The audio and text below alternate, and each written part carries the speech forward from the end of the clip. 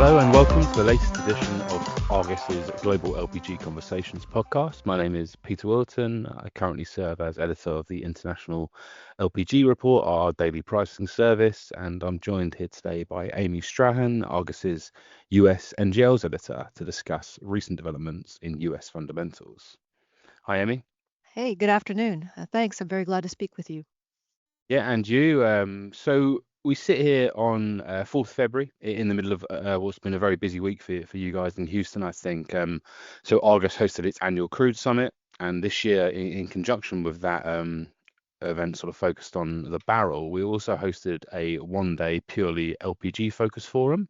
How was the event, Amy? It was great. It was very well attended, and it was a good opportunity to bring a lot of local analysts and traders together here in Houston. Given the weather up north, I'm also happy to say that we saw a few colleagues from Calgary as well. Excellent. So what was top of the mind in the US market? What was on everyone's lips at this meetup? Well, people are really struggling with both sort of the near term and the longer term outlook at the moment. Propane inventories here in the United States are 37% above the 5-year average.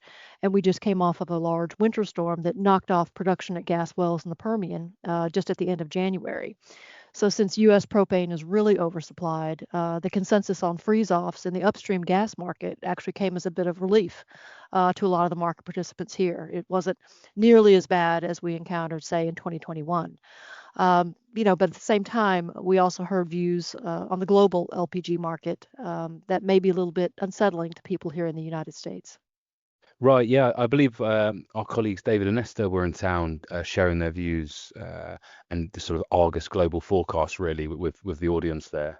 Yes, yes. David Appleton, Vice President of Global LPG, and Esther Pua, who heads Argus's Asia LPG business. They both gave an overlook of the recent downturn in petrochemical demand in China, in particular, and sort of what it means for the U.S. Propane outlook.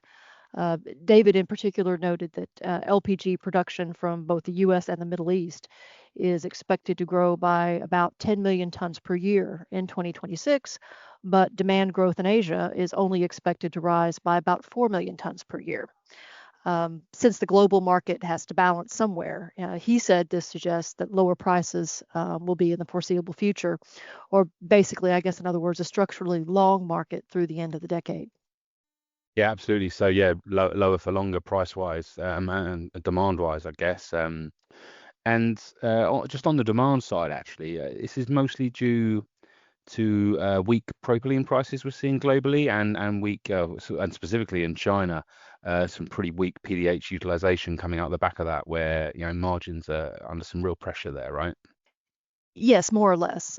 Esther said generally the forecast for 2026 doesn't show any additional demand from the PDH sector in China. So consumption there is expected to be stable, assuming utilization rates at about 70%. She said it's unlikely this decline, unfortunately, will be made up by additional consumption at steam crackers, since most of the facilities there are switching to ethane feedstock where they can. And that may cut base propane demand from ethylene crackers by as much as 300,000 tons per month. Right, gosh, that all sounds a bit bleak.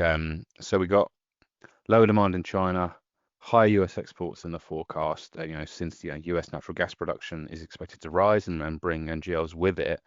I guess the question is, where is all this propane going to go? I mean, here in Europe, our import needs from the US, they're not doing anything special going forward, really. I think we maybe add about 1.5 million tons to our net short, but that's over like the next 10 years or so. But, a couple of VLGCs to Europe a month aren't going to fix this oversupply problem that the US seems to be facing going forward. So I guess my question is, where is it going to go? Yeah. That's really the question at this point. Esther noted that in the 2025 U.S. trade war with China, we saw Chinese imports from the U.S. drop. And then Japan sent non US origin cargoes from Canada and Australia into China to make up the difference. So that actually worked pretty efficiently. But in the longer term, she suggested that outlets in Southeast Asia, mostly we're talking about India and Indonesia, might be able to absorb the additional volumes coming out of the United States. Right, okay, yeah. I mean, Indonesia, I guess is one thing, but those India imports, they're not really I have to say, a matter of economics, really, are they? I mean, that product, the US product, I should say, does not price competitively delivered into India against the more local Mid East tons. Those that demand we're seeing in India, that was arranged as part of a sort of larger trade negotiation between the US and India, as I understand it. Yes, very true, very true. The Middle East is, of course, the natural source for LPG for India. This past year was actually the first time we've seen significant U.S. shipments there.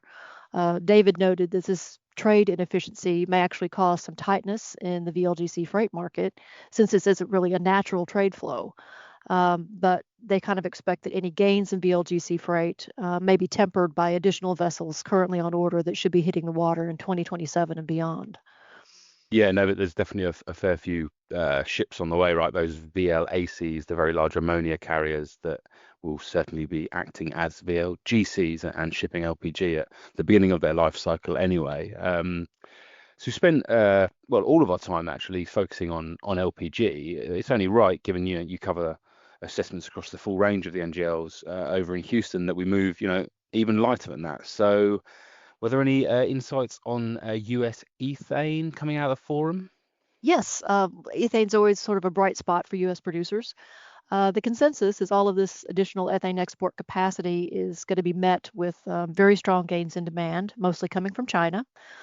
This week, we were very lucky to hear the outlook from EQT, which is a large natural gas producer here in the U.S.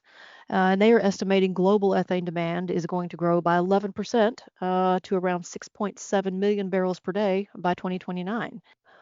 But what's good for ethane means less room for propane, unfortunately. And Argus's own estimates suggest that feed switching to ethane in China will cut base propane demand from ethylene crackers there by as much as 300,000 tons per month.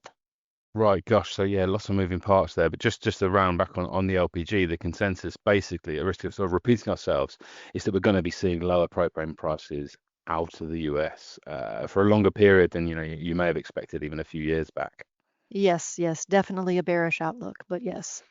Okay, well, yeah, well, it's very clear, and it perhaps a good point to sort of draw our chat to a conclusion. Thank you very much for your time and insights today, Amy. And all that leaves me to do is to thank our listeners for tuning in to the latest in the Global LPG Conversation series. And please do continue to look out for future episodes on all your typical podcast platforms.